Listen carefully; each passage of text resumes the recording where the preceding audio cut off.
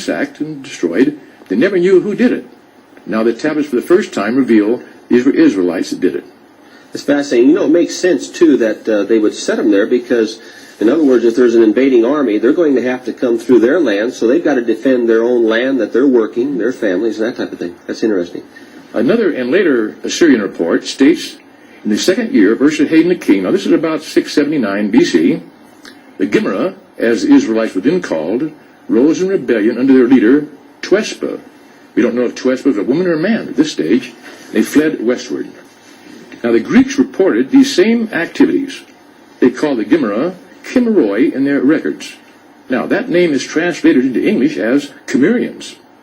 Now the branch of Israelites, now known as Cimmerians, moved out of Asia Minor, around and sometimes across the Black Sea, settling in the Crimea and the Carpathian regions west of the Black Sea. We find this called in 2nd Ezra, Arsereth, or Mountains of Sereth. Now later when Babylon conquered the Assyrian Empire, this is about 612 BC, they then invaded that part of Media where the Israelites, or Gimra, that had not escaped, were still there, and settled. And that, of course, drove the Gimra out of their area, some are moving up through the Caucasus, through what we call today the Pass of Israel. I should say some historians refer to that as the Pass of Israel. Others moved around the east of the Caspian Sea and became known as Iskuzi, a name very easily derived from Isaac. Then these tablets that allow us to learn these things really provide a very valuable archaeological clue, don't they? Yes, they do. There's another major clue to tracing the lost tribes of Israel. Is found on the side of a hill in northern Persia. It's in inscribed writings about 300 feet above the base of the mountain, the hill. Now, the inscriptions were actually carved in Akkadian, Elamite, and Old Persian languages. All three told the same story. The inscriptions show that the Babylonian name Gimra was written Saka on the Persian inscription, proving that the Gimra and the Saka were the same people. Now, the Greeks called these Scythians, I should say they called the Saka, Scythians in all their records. This is the first mention of the word Scythian. It's also interesting to note that the various names of Gimra are called all have the same root, SK, as Isaac. Now, before the tribes went into exile, they called themselves the House of Isaac. You can find this in the Bible in Amos 4, verses 7 and 16, I believe. Archaeology has not only identified these Scythians as members of the lost tribes of Israel, but for the first time provided us with realistic, lifelike pictures of what the ancient Hebrews people looked like. Now, unlike the stylized pictures we see the Egyptians made and formalized or stylized stone carvings made by the Babylonians and Persians, excavated from Scythian tombs north of the Caucasus are found skillfully made gold work showing the everyday life of the Scythians. Here, two Scythian horsemen are astride their horses. Two Scythians here are fighting back to back using bows and arrows. Now this reminds us of the little tribe of Benjamin that had, according to the Bible, 280,000 men of valor that bore shields and drew the bow.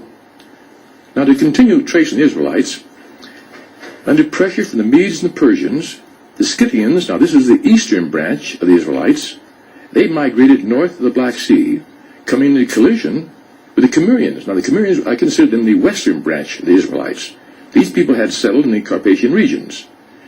Now the kinship lost during the passing centuries, ensuing battles ended with the Cimmerians being pushed out of this area, and they moved westward. The Cimmerians then broke into two major groups. The larger part migrating up the Danube River Valley, arriving at its source in South Germany between 600 and 100 BC.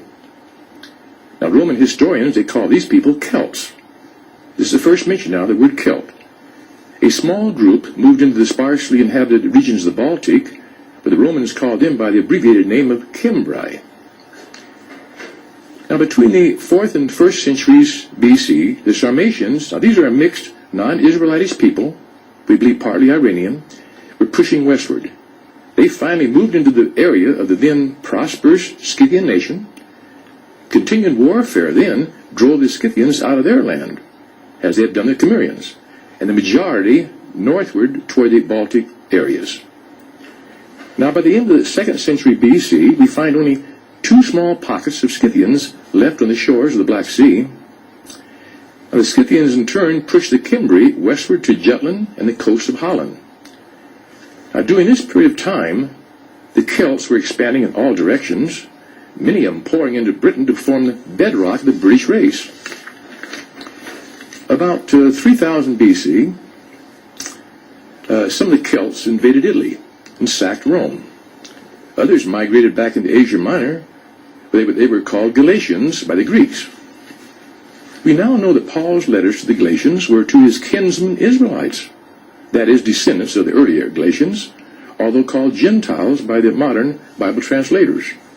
You know, that really helps to clear up to a degree, or major degree, this term Gentile. A lot of people have a lot of problems with it, but the word itself is ethnos, and it means nations. That's right. And what you're talking about here are nations, and of course God told Abraham his seed was going to form a multitude of nations. Those nations would definitely be Israelites. Now, as the Sarmatians occupied Scythia in South Russia, there was a tendency to confuse them with the Sarmatians, because people are usually identified by the name of the land they live in. Now, the Romans, they solved the problem. They introduced the word Germans for Scythians. Now, the word genuine, or genuine, I should say, is Germanus or Germani. That's the Latin word for genuine. So in all the Roman records, except for a few outland areas, they dropped the name Scythian in all the Roman records. They applied the word Sarmatians or Germans. Now, Matt, well, I guess you get the picture. German. No, it's fascinating, yes. Now, don't think for a minute we're talking about the German nation today. Right. The Cimbri were eventually driven out of northwest Europe. One group migrated to Italy, were nearly all wiped out by the Romans. One group made their way back into Spain to be known as Ibrius. Now, Ibrius is the Gaelic name for Hebrews. And eventually, many of those migrated into the Ireland as Scots. They named the island Hibernia, that early name for Ireland, a name that still exists. One group crossed the English Channel into northern Britain to form form the roots of the nation of the Picts. Now, during the succeeding centuries, the Scythian Germanic peoples broke into many divisions, possibly in some instances into their original Israel tribal families, like the Angles, Saxons, Jutes, Danes, and Vikings, to name just a few. Now, between 450 and 600 AD, some of the Angles and Saxons moved into Britain as Anglo-Saxons. The Celtic Scots, for the most part, moved into northern Britain and established the nation of Scotland, although some settled in northern Wales, the Isles of Man, the Scilly Islands. Now, many Germanic tribes poured into the land south, that is, after the Celts began to move out and vacate the land. These Germanic tribes established the Gothic nations, the Vandals, Lombards, Franks, Burgundians, Visigoths, Ostrogoths. These Scythian Germanic people, or tribes, formed the modern German, Swiss, French, Italian, Spanish, and Portuguese nations of the day, although there has been, over the centuries, an infusion of non-Israel blood in these nations. The northern Scythian Israelites that had settled in Scandinavia, we read of them in history raiding and establishing colonies in Western Europe, Britain, and Ireland. One group settled in France became known as Normans, who later forced their way into England under William the Conqueror in 1066. What happened to the lost tribes of Israel? You now know the answer. They were never really lost. They only lost their identity as they migrated over the centuries westward. You know, suddenly when you put the historical research that you have in your book, The Missing Links, and you couple the cuneiform tablets of the Assyrian Empire that you have studied, suddenly you have the keys that not only show they were not lost, but that God was keeping his promise all along, wasn't he? He said they would go to the north, to the south, the east, and the west. There's one thing that came to my mind as you were talking, and I brought this out in an earlier teaching, and that is Ephraim and Manasseh. Then it seems like what you're saying there, that these people formed the bedrock of the British nation, which formed a multitude of nations themselves. It would almost seem then that they at least represented, or in a representative way, one of his children, Ephraim of Manasseh. What do you think? You're right. I'd like to add one other point. Our Celto-Saxon ancestors, they first settled in Western Europe and in Scandinavia, in the Isles of the West, in fulfillment of Jeremiah 31, verse 10, which reads, "Hear the word of the Lord, O you nations, and declare it in the isles afar off, and say, He that scattereth Israel shall gather him, and keep him as a shepherd doth his flock." I believe America is a regathering of Israel, where we have been, as was prophesied in the Bible, quote, blind to our identity. I believe that we whose roots are traced back to Abraham are Abraham's children, of which God said, as long as the sun, moon, and stars exist, so will the descendants of Abraham continue as a nation before me. I would like to end with one of my favorite Bible verses. Know ye the Lord is God, is he who has made us, not we ourselves, and we are his people and the sheep of his pasture. Amen. I really appreciate you taking the time to share some of your research with our audience. And I started this program with a song. Song that came from the 60s or 70s, a rock group singing White Boy. In fact, I think I'm going to have it played again because it asks a question, or at least makes a statement that I think now we have the answer. Let's listen to the song again. Where will you go? What will you do? What will you see when your life is through? What can you do? Where will you go when the people of this land send you away from here, my boy? Where do you come from? White boy, what is your land?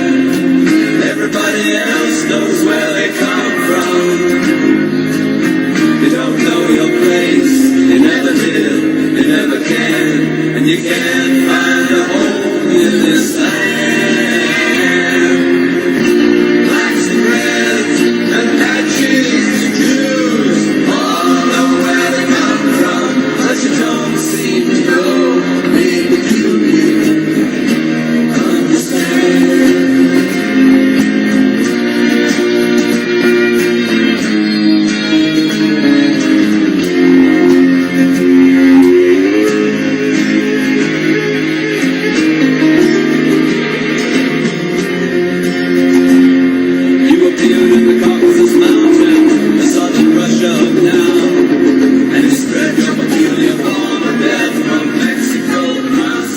I just wanted you to hear those words of that song, and I've got the lyrics here.